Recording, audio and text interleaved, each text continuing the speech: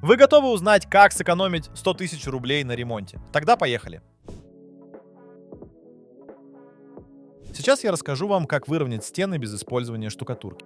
Представьте, вы заходите в комнату, а стены там, словно волны в море. Неровные, с буграми и впадинами. Может воспользоваться штукатуркой? Нет, это слишком долго, грязно и дорого. Но есть отличный способ выравнивания с помощью гипсокартона. Существует два основных метода – каркасный и бескаркасный. Сегодня сосредоточимся на бескаркасном способе, ведь он проще и экономичнее. Этот метод подходит, если неровности на стене не превышают 1,5 дюймов. Что нам понадобится? Листы гипсокартона, специальный гипсовый клей, грунтовка, шпатель, уровень и, конечно, желание сделать все своими руками. Сначала очищаем стены от старых обоев, краски и пыли. Затем наносим грунтовку, чтобы клей лучше сцепился с поверхностью. Теперь готовим клей. Смешиваем его с водой до консистенции густой сметаны. Наносим клей на обратную сторону листа гипсокартона кучками размером с грецкий орех, с шагом примерно в 15 дюймов. Прикладываем лист к стене и аккуратно прижимаем, выравнивая по уровню. Если нужно, подстукиваем резиновым молотком. Клей схватывается быстро, поэтому действуем уверенно. После того, как все листы на месте, заделываем швы шпаклевкой и шлифуем поверхность. Вуаля! Стены готовы к покраске или поклейке обоев. Теперь о финансах. Традиционная штукатурка требует не только материалов, но и оплаты труда мастера. В среднем выравнивание стен штукатуркой может обойтись в $10 за квадратный фут, а вот гипсокартон с клеем и сопутствующими материалами около $7 за квадратный фут. Экономия налицо. К тому же, работая с гипсокартоном, вы избежите горы строительного мусора и долгого ожидания высыхания штукатурки. Все чисто, быстро и результат радует глаз.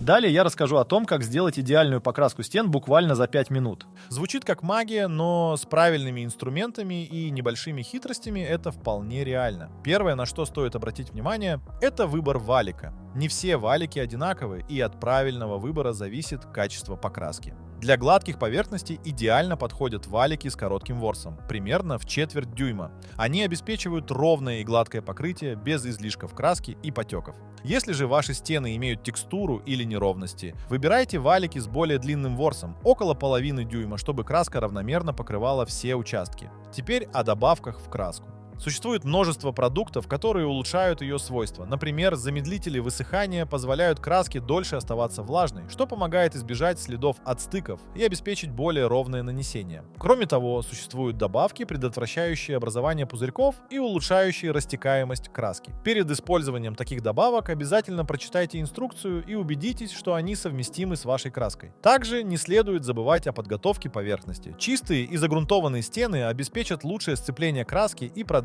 срок службы покрытия. Грунтовка создает адгезионный слой, который помогает краске лучше прилипать к поверхности. Она также уменьшает пористость поверхности, что помогает снизить впитываемость краски. Теперь подытожим. Выбор качественного валика, использование специальных добавок в краску и правильная подготовка поверхности – вот 3 кита, на которых держится идеальная покраска. Следуя этим простым советам, вы сможете преобразить свои стены быстро и без лишних хлопот. Не верите? Попробуйте. А я двигаюсь дальше.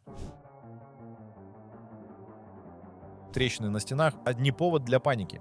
Их можно не только скрыть, но и превратить в эффектный элемент интерьера. Главное – выбрать правильный способ маскировки. Один из самых практичных вариантов – декоративные панели. Они легко монтируются и полностью закрывают поврежденные участки. Если хотите что-то современное, обратите внимание на 3D-панели. Они создают интересный рельеф и скрывают любые неровности. Следующий способ – текстурная краска. В отличие от обычной краски, это обладает густой структурой и заполняет мелкие трещины. Особенно популярна краска с эффектом песчаного ветра или мокрого шелка. Они создают стильное покрытие и при этом скрывают дефекты. Если хотите что-то более необычное, используйте декоративную штукатурку. Она позволяет создать эффект бетона со старенной стены или даже бархатной поверхности. Кроме того, она эластичная и не трескается со временем. Ну а для тех, кто не хочет возиться со строительными материалами, есть более простой путь – декоративные элементы. Большие трещины можно спрятать под молдингами, рейками или даже балками из полиуретана. Они крепятся на клей и моментально преображают пространство. А если трещина небольшая, просто повесьте картину или зеркало. Какой бы способ вы ни выбрали, важно заранее подготовить стену, убрать пыль, загрунтовать поверхность и убедиться, что трещины не продолжают расширяться. Тогда результат будет радовать вас долгие годы. Чтобы обеспечить своим ногам теплый пол в любое время года, вовсе не обязательно покупать дорогие системы или звать специалистов. Все это можно сделать самостоятельно, быстро и без переплат. Главное — выбрать подходящий вариант. Самый доступный способ — инфракрасная пленка. Она тонкая, гибкая и не требует сложного монтажа. Достаточно подготовить поверхность, уложить теплоотражающий материал и аккуратно разложить пленку. Резать ее можно только в специальных местах, а соединение выполняется через зажимы, которые фиксируются плоскогубцами. Чтобы вся система работала безопасно, контакты тщательно изолируются битумной лентой. А как насчет греющего кабеля? Это еще один бюджетный вариант, особенно если использовать его выборочно. Например, только в зонах, где вам действительно нужен комфорт. Такой кабель укладывают змейкой и заливают тонким слоем раствора. Работает он как обычный электрический пол, но стоит дешевле благодаря простоте конструкции. Но самый неожиданный лайфхак — использование теплосберегающих подложек. Если вам не нужен мощный подогрев, а хочется просто убрать холод от бетонного основания, попробуйте уложить специальную подложку под ламинат или ковролин. Она отражает тепло обратно в комнату и делает пол ощутимо теплее. Что бы вы ни выбрали, главное — помнить про безопасность. Всегда проверяйте соединение, правильно подключайте терморегулятор и не закрывайте нагревательные элементы тяжелой мебелью. Очищать строительные инструменты — это не самая увлекательная задача. Но если сделать все правильно, можно легко справиться даже с засохшим раствором. Главное — не откладывать дело в долгий ящик и знать несколько проверенных способов. Первый метод — лимонная кислота. Она отлично разъедает цемент и штукатурку, не повреждая металл. Все просто. Набираем в большую пластиковую емкость теплую воду, добавляем пару пакетиков лимонной кислоты и погружаем инструменты. Спустя несколько часов раствор сам сделает всю работу. Останется только пройтись щеткой или металлической губкой. Второй вариант — уксус. Подойдет обычный столовый уксус, который есть на любой кухне. Принцип тот же. Заполняем емкость, замачиваем инструменты и даем кислоте подействовать. Через пару часов загрязнения размягчатся и легко удалятся. Ну а если у вас нет времени ждать, то на помощь придет строительный очиститель. В магазинах полно специальных составов для удаления цемента и краски. Работают они быстро, но требуют аккуратности. Обязательно надевайте перчатки и проветривайте помещение. А лучше всего очищать инструменты сразу после работы. Тогда не придется тратить время на долгие замачивания и оттирать цемент до ночи. Организация пространства в гараже — самая настоящая головоломка. Кажется, что места много, а в итоге найти нужный ключ или дрель — целая спецоперация. Но если подойти к делу с умом, можно навести порядок так, что каждый инструмент будет лежать на своем месте, а работать станет в разы удобнее. Первое правило — вертикальное хранение. Используйте стены по максимуму. Панели с перфорацией, крючки, магнитные держатели — все это позволяет разместить часто используемые инструменты так, чтобы они были всегда под рукой. Можно даже закрепить старую доску и вбить в нее гвозди. Получится бюджетная, но удобная система хранения. Второе. Не загромождайте пол. Чем меньше вещей на полу, тем проще передвигаться и поддерживать порядок. Полки, настенные шкафы, подвесные стеллажи под потолком — все это помогает максимально использовать пространство. Третье. Система хранения по категориям. Группируйте инструменты по назначению. Автомобильные принадлежности в одном месте, столярные и слесарные инструменты в другом. Так вам не придется перерывать весь гараж в поисках нужной отвертки. Четвертое. Прозрачные контейнеры для мелочей. Саморезы, гайки, дюбели, шурупы. Если их просто ссыпать в одну коробку, найти что-то нужное будет невозможно. Используйте пластиковые контейнеры с крышками или старые стеклянные банки. Так содержимое будет видно сразу. Самое главное в организации хранения инструментов — не просто навести порядок, а поддерживать его. Если каждый инструмент будет возвращаться на свое место, то в гараже всегда будет удобно и уютно.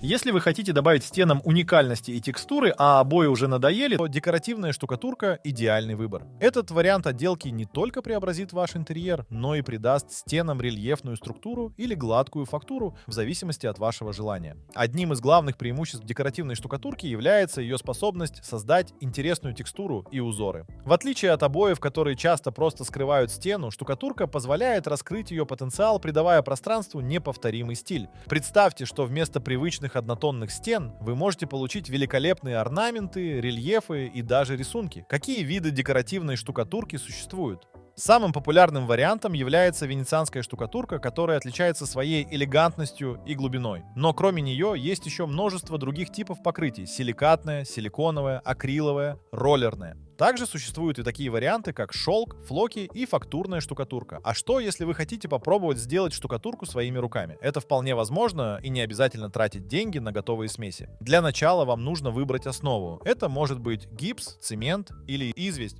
Также нужно подобрать наполнители. Песок, кусочки слюды, искусственная кожа, бисер, ракушки или текстиль. Все это можно использовать для создания уникальной фактуры. Чтобы раствор был пластичным, необходимо обеспечить нужную долю пластификаторов. В их роли выступают клей ПВА или жидкое мыло. Процесс нанесения декоративной штукатурки тоже достаточно прост. Первым делом подготовьте поверхность. Хорошо прогрунтуйте стены, чтобы штукатурка держалась крепко. Затем смешайте состав и равномерно наносите его на стену с помощью шпателя или кельмы. В зависимости от того, какой эффект вы хотите получить, наносите несколько слоев.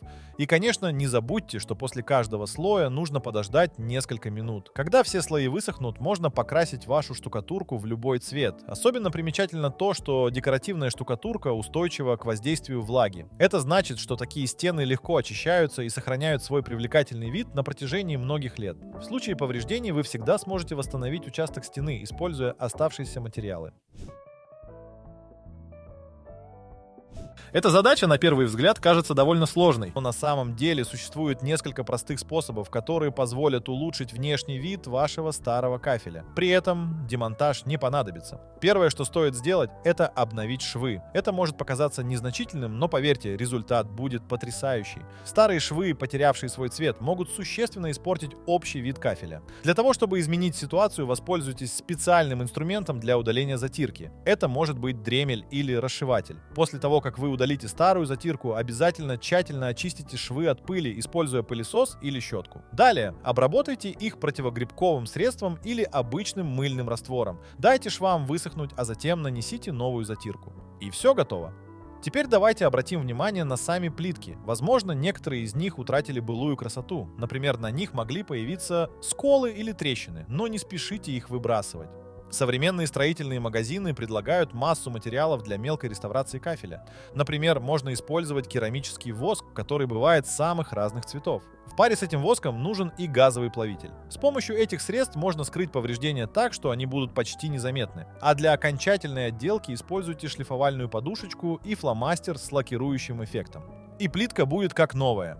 Если хотите добавить больше креативности в свой интерьер, то можно врезать панно. В этом случае вам не нужно искать плитку нужного размера, а достаточно будет вырезать место под декор, который будет идеально вписываться в общий интерьер. Это отличный способ обновить старую плитку, добавив изюминку в пространство. С этими простыми методами вы сможете не только обновить кафель, но и существенно изменить внешний вид помещения без лишних затрат и усилий.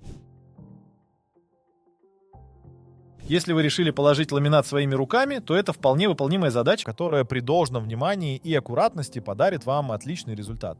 Начнем с того, что для укладки вам понадобится несколько инструментов. Это электрический лобзик, киянка, скоба для ламината, столярный угольник, рулетка и, конечно, карандаш для разметки. Прежде чем начать, есть несколько важных моментов, которые стоит учесть. Во-первых, не забывайте разрывать укладку ламината под дверными коробками, устанавливая порожки. Это нужно, чтобы в будущем, если возникнет необходимость заменить поврежденную плитку, вам не пришлось разрушать дверные коробки. Ламинат часто выходит из строя именно в этих местах, и если не сделать зазоры, при расширении материала могут появиться щели.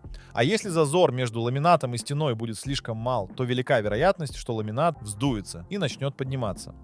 Говоря о площади, не стоит укладывать ламинат без разрывов на площади больше, чем 430 квадратных футов.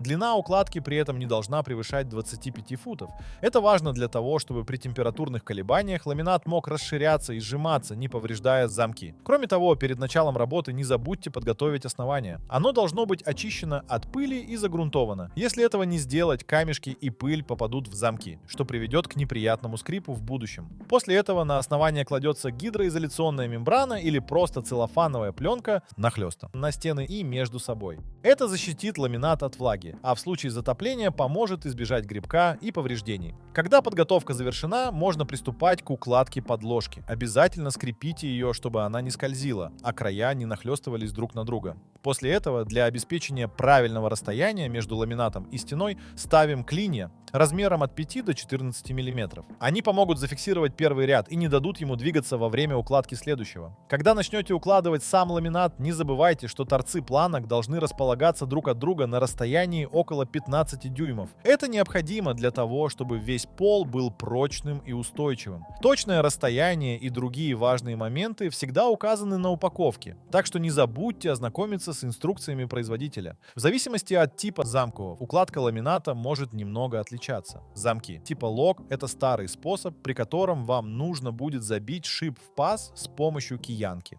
Это довольно трудоемкий процесс, а если нужно разобрать такой ламинат, скорее всего, он будет поврежден. В более современных замках, типа клик, процесс укладки значительно проще. Здесь панели под углом 45 градусов вставляются в паз и затем качающими движениями фиксируются на месте. Как только замок зацепился, вы услышите характерный щелчок, который подтверждает, что все сделано правильно. Вот, собственно, и весь процесс. Все, что нужно, это внимание к деталям и аккуратность. После того, как последний ряд будет уложен и клинья убраны, ваш новый пол будет радовать глаз и служить долго. Когда приходит время закупать стройматериалы для ремонта, каждый хочет сделать это как можно выгоднее. Так как же сэкономить, не потеряв в качестве? Давайте разбираться. Первый способ — это распродажа старых коллекций. Практически все крупные магазины проводят такие акции, когда обновляется ассортимент, а старые модели каких-нибудь обоев или плитки продаются с огромными скидками. Иногда до 80%. Не переживайте, что коллекция устарела. Модные тренды обновляются каждый сезон, и то, что было актуально пару месяцев назад, вполне может быть в идеальном состоянии и отлично подойти для вашего ремонта. Второй лайфхак связан с сезонными скидками на неходовые остатки. Например, в феврале можно наткнуться на большие скидки на сантехнику и смесители. Это дает возможность существенно снизить стоимость ремонта. Третий способ – дождитесь наплыва покупателей в сезон отпусков, когда люди спешат сделать ремонт. В этот период многие магазины предлагают отличные скидки, чтобы привлечь покупателей в интернет-магазины. Такие скидки могут достигать до 15%. Если удастся попасть в такой период, это будет отличная возможность для экономии. Четвертый лайфхак – бонусные карты. Это, наверное, самый простой способ экономить на стройматериалах. Просто предъявите свою карту, и вы получите скидку. Нередко даже карта не нужна, просто зарегистрируйте свой номер телефона. Пятый способ – это вернуть излишки материалов. Не все знают, но многие крупные магазины, например, Lemana Pro, позволяют вернуть неиспользованные материалы в течение 100 дней. Если вы покупаете больше, чем нужно, не бойтесь сдать лишнее и вернуть деньги. Это может существенно снизить общую стоимость. Все эти способы вкупе могут позволить вам сократить расходы на стройматериалы на 20, 30, а то и больше процентов. Главное, не торопитесь и всегда ищите лучшую цену.